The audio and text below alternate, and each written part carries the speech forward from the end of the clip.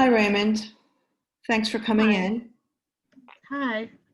Thank you for Um, having me. this is our second session, and I welcome you again. And I'm glad you came back. We're going to continue to talk about how you're doing, and so I can get a chance to learn more about you. How Okay. was your week this past week? Not too good. I mean, I'm still mourning my wife. I'm so lonely. I just feel like I don't have anyone. I just don't know what to do. I mean, it hasn't been a good week. Same thing. Nothing changed really from last time. That's hard, Raymond. That's really hard, and I can imagine that it is not easy day to day to feel this way. Yeah. Um, Now, you mentioned that you lost your wife 6 months ago. Can you tell me a little bit about the relationship, the Sure. I mean, marriage? How many years were you married? we were married for 60 years. That is Um, that is a long time. I know. I mean, she was the love of my life. We did everything together. We were like a glue. And we raised our four children together. It was just like she was just so much fun and reassuring. She really took care of me. And just now, I just feel so lost. I know, I can imagine.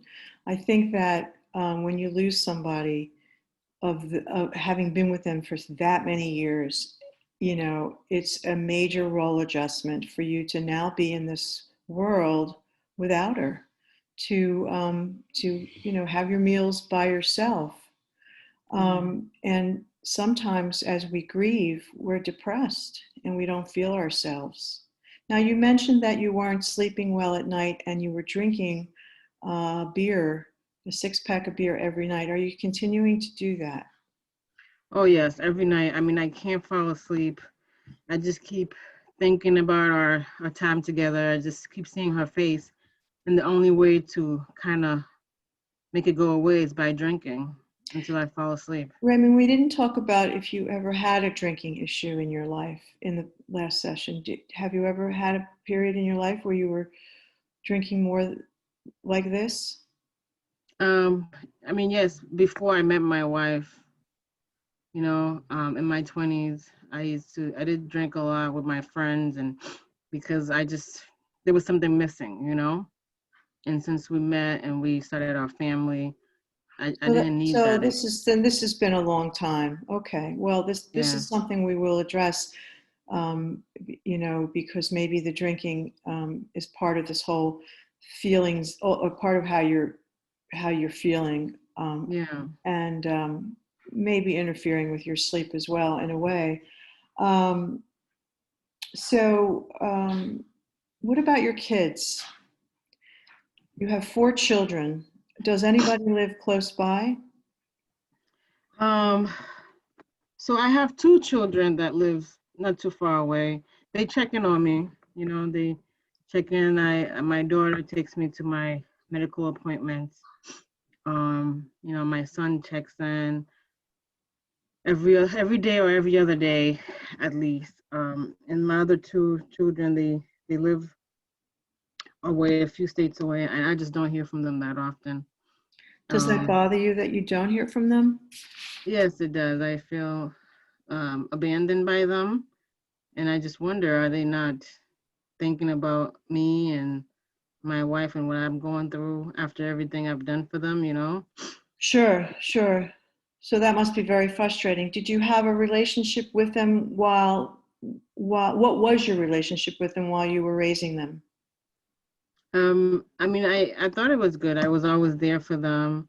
I was in charge of the discipline, so they were always closer to their mothers than they were with me. But I hope that they got the message that I love them and I Sure, just was giving them tough love.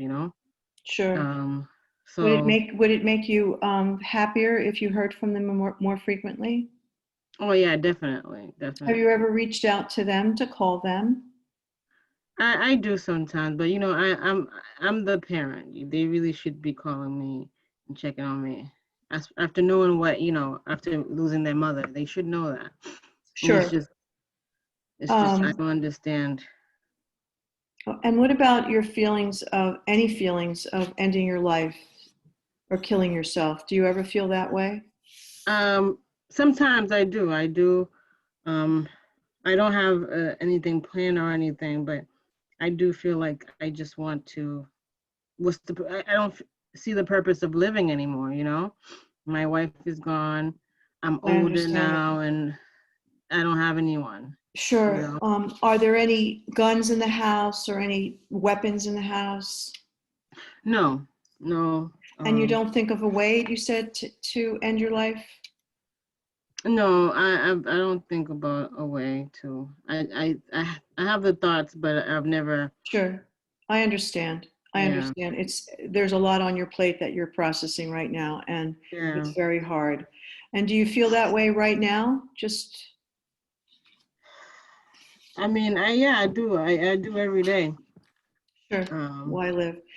I'm yeah, also going to give you a number, a crisis hotline number for you and some reinforcements in case you ever really did feel that poorly about living and you wanted yeah. to end your life. You can also, I would also like you to think about as we go on, people that you would like to call or you could Okay, call if you feel that would make you feel more supported if you felt okay, very alone and wanted to end your life or something you can do. Have you thought okay. about any, like, is there anything right now in your life that you like to do that takes you out of your depression? I mean, I play golf a lot. A few years ago with some friends and with my son who lives nearby. So maybe I can arrange for us to have I don't know, a month, at least a monthly golf session so that we could bond So and things like that we'll also continue to talk about. The thing is, Raymond, when you have depression, which is what you're experiencing with your grief of your loss of your wife and a new role of being alone at this point in your life, it's like an illness. It's as if your body is craving insulin to treat your diabetes because you've eaten too much sugar. Well, it's an illness, depression, and it impacts the way you function and the way you feel and your yeah, relationships. And a lot of this is not your fault. It's a result of many things that we'll go over and try to talk about to understand. But I want you to know, Raymond, that you can feel better once we continue to talk about the things that are triggering how you feel, both good and bad, and sadness. But okay, depression is truly an illness, and sometimes you feel guilty. I don't know if you do, but there's a guilt component to it because you feel like, why do I feel this way? And you're stuck. So that's one of the goals of the treatment. And okay, remember, I said last week that we don't.